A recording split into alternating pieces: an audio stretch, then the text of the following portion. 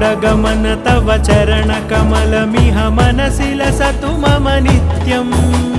गरुडगमन तव चरणकमलमिह मनसि लसतु मम नित्यम्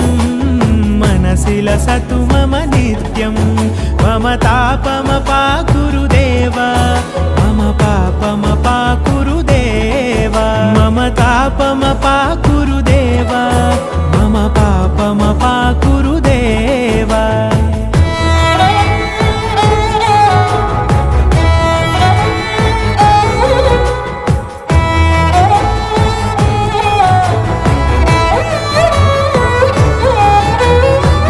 जनयन विधि नमुचिहरण मुख विबुध विनुत पद पद्मा